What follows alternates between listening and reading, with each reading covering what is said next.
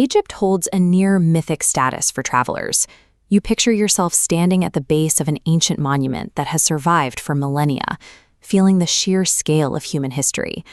But actually getting to that monument on your own is notoriously exhausting.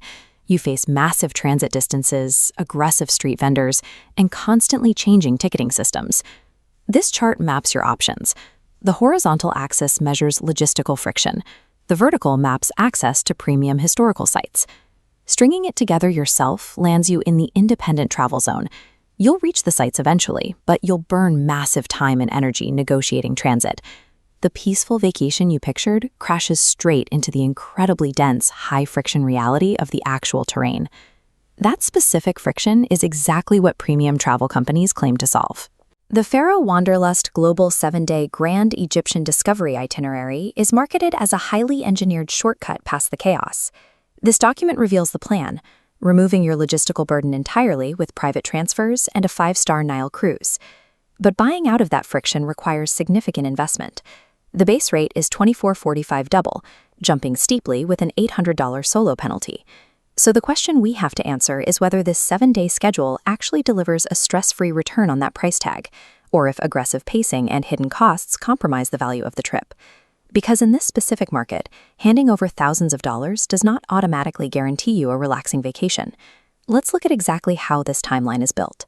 This Gantt chart maps the physical ground you have to cover, moving from Cairo all the way south to Aswan and back up to Luxor, completely constrained within a single week. The first 2 days in Cairo are packed tight with monument visits. Then, at the end of day 3, the premium facade cracks. You check out of your luxury hotel and board a sleeper train to Aswan.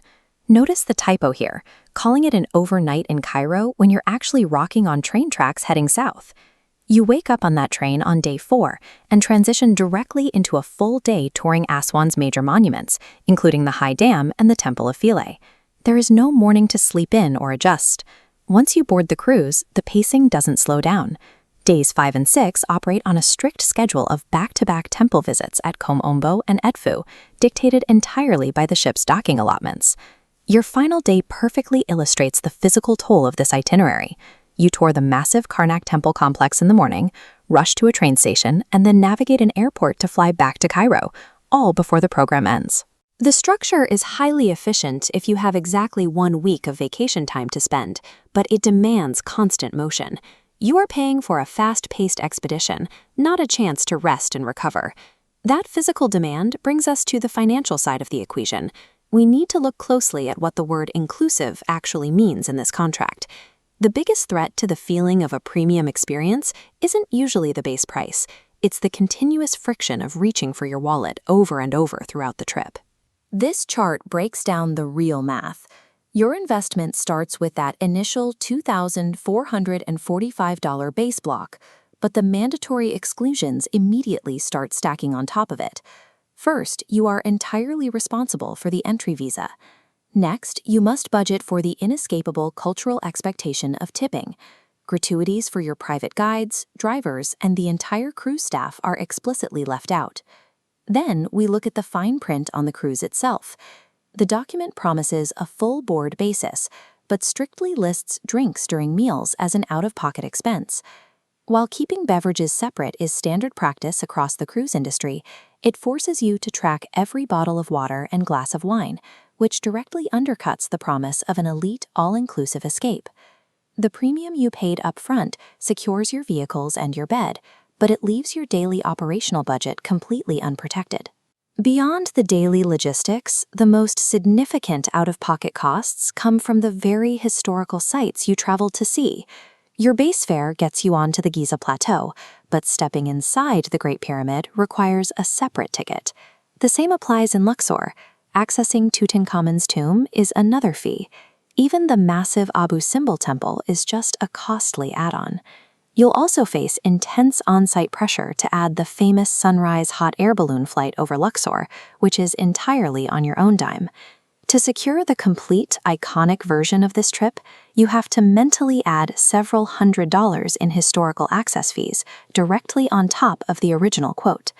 When you line up the tight timeline with the specific financial exclusions, the true identity of this itinerary becomes clear. It is a highly engineered, aggressively paced highlight reel. This table breaks down who should actually buy it. The target match is someone with exactly 1 week of vacation time, high disposable income, and a desire to move fast. For that specific traveler, it functions perfectly.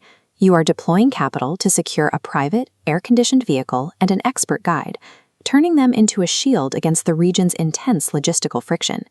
But if you fall into the category of a slow traveler or a strict budgeter, this exact same program will feel miserable. The relentless transit pacing leaves no room to linger at sites, and the frustration of being asked to pay hundreds of extra dollars just to walk inside the tombs will ruin the experience. Extracting value here requires your personal constraints to perfectly align with the rigid, fast-paced structure of the tour. Egypt is an incredible destination, but it demands physical endurance, whether you piece the trip together yourself or hand the planning over to a premium agency. If your primary goal is maximizing ground covered in minimal time without fighting for taxis, this price tag is justified. But if you want to immerse yourself in the history without watching every extra dollar, you need to step away from the 7-day sprint and look for a 14-day alternative. Before you lock in a non-refundable deposit, run a strict audit on how you actually like to travel, because a luxury price point cannot buy you more hours in the day. Let's build success together.